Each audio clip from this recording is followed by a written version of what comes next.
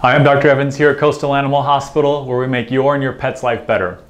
Today we're starting the first of our three-part series on a very tough topic to talk about. And the reason why it's tough to talk about is because people are bananas about it, and that is pet food.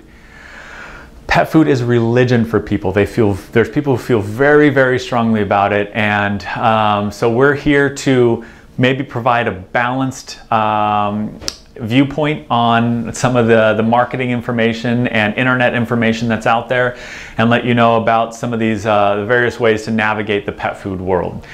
The first topic, which does inspire probably the most passion out of people who are believers, is we're going to talk about raw diets and what our take is on that, how we feel about it, and how we go about evaluating it, and why we make the recommendations that we do.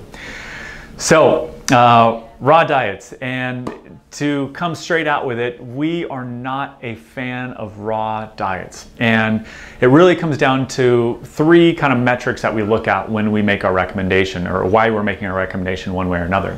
And that is, the first question is it beneficial? Second is it safe? And three, what is the cost? Is it effective? Or is it crazy expensive? Which it is.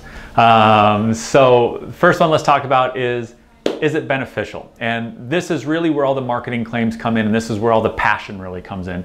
Is there's claims that it cures everything. Your dog will never get sick if they're on a raw food diet, and they're going to be whatever, they'll be able to skip and do backflips if they're just eating this food. The problem is that those marketing claims, anything that sounds too good to be true typically is, and that is the same thing with this. And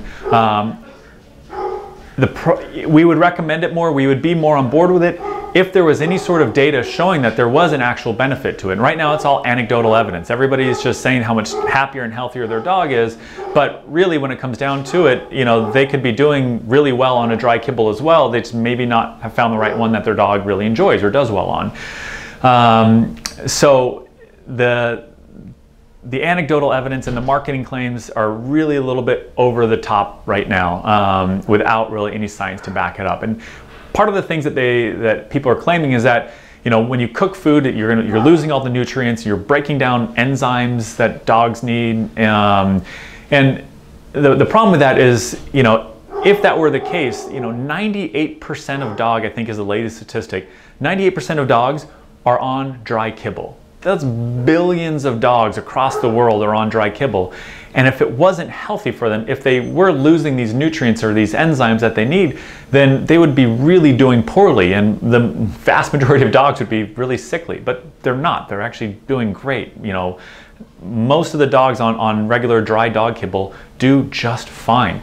And the part of that is because they're actually doing testing and making sure that or if you're getting a reputable good food, they actually know that when you cook food, this is what happens to it, and these are the nutrients that need to be in there in order to have it so they can do well and they can thrive. And so there's a lot of testing that's done on the food to make sure it is complete and balanced nutrition. And then special enzymes, I don't know, dogs, they have all the enzymes that they need. There's nothing that's in their gut that raw food is inherently giving them that can't be given to them in just their regular diet, cooked or raw. But the other part of that, and kind of the subtext of that, is that it's a more natural diet, more ancestral, more like wolves, what wolves eat. And it's kind of the fallacy of the things that are natural are always better, because they're not. There's a lot of wolves who are struggling out there sickly because they do get a lot of intestinal parasites, they do get a lot of illnesses, and that's not always the healthiest diet they could possibly be on. And the other fallacy is that dogs are wolves. Your little Chihuahua, your little pug, your Pomeranian, your German Shepherd is not a wolf. I don't want to break your heart right now, but they're not wolves. They've evolved into these other domesticated creatures which might have a common ancestor a long time ago, but they evolved as humans evolved. And there was a really interesting paper that was done that studied and looked at the genes of wolves and of domesticated dogs, and found that domesticated dogs had had new genes that the wolves didn't, and those genes actually coded for digestion of things like starches, carbohydrates, correlating along with the byproducts of what humans were doing with their agriculture. Dogs actually consumed a lot of those waste products and actually evolved, had a natural adaptation or created an adaptation to be able to process that, and it was an advantage for them. So dogs' digestive systems have evolved from wolves, and that goes along with the agricultural kind of revolution of humans and what got us to where we are today. So your dog isn't a wolf. They don't need to eat all raw diet. They can handle carbohydrates fine and do really well on it. So all the claims of raw diets being the most beneficial, most natural are really have no basis. So that's why it's hard for us to jump on board with that and say, yes, this is the right thing to do. The other reason why we don't jump on board with raw diets is the second question, which is it safe? And this is the part that really gives the strongest reasoning for me on why I don't recommend it and why I advise people actually against it. And because it's raw meat. We know raw meat on the food that we buy from the grocery store for ourselves, you need to be really careful with it because there's always a chance that there's going to be an infectious component to that, and we really wash our hands and we cook it. And it's the same thing for dogs. So these raw diets, they might give you a false sense of security because a lot of them will say that they've been tested pathogen free, but it doesn't really work because the way that they test the food is they take a huge vat of food and they take a little core sample out of the center of it, and if there's no bacteria on that little tiny core sample, then they claim that whole vat is clear of any bacteria, and that's just not the way that it works. So we know that raw food is filled with bacteria, and again, what does the science say on this? There's lots of data out there showing and proving how infectious this stuff is, and we get recall alerts all the time on raw diets. There was just a report of 2 dogs dying from eating infectious or infected raw food with Listeria. And a lot of the times the dogs don't even get sick. It's that they pass through and the dogs are fine, but then these bacteria end up infecting us, especially for young children, immunocompromised people. People are trying to get pregnant. Listeria causes abortion. So it is not a really fun thing for humans to deal with, or your dog either. So the science out there, it does show, there was a study done in 2014 that looked at dry kibble versus raw food. And they bought random samples of food, they tested it, and they found that of the 480 samples of dry dog food, 2 of them were infected, 1 with Salmonella, 1 with Listeria.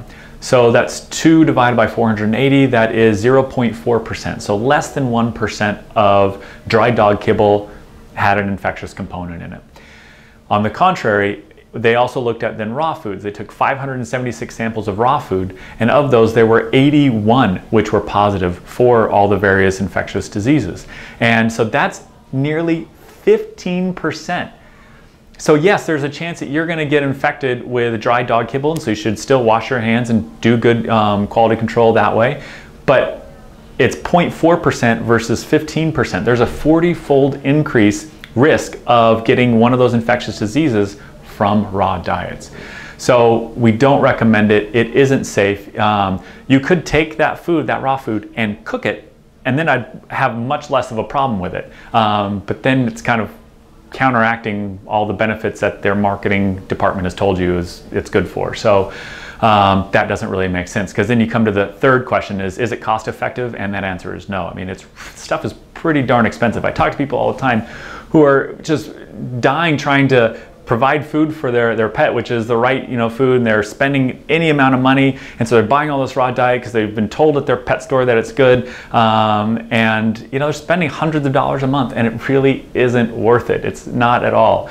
Dry dog kibble, really, dogs do great on it, and the raw fad is not all that it's really set up to be. So that's our take on raw diets. I know there's a lot of passionate people out there who probably have a much different opinion and have really strong feelings about it, and that's fine. But here at Coastal, we're here to just kind of tell you, based on the best available science, what's out there, and that's really the reason why we make these recommendations. So coming up in our future series, we have 2 more. The next one is going to be about byproducts and grains and other fake news stories. And then our final one is how to choose a good pet food and how to read the label and what it means and what to look for. And so that'll be our 3rd in our series. If you have any questions, give us a call on 760-633-2254. Visit us on the web at sdcoastalanimal.com. I'm Dr. Brian Evans. Till next time, thank you for joining us.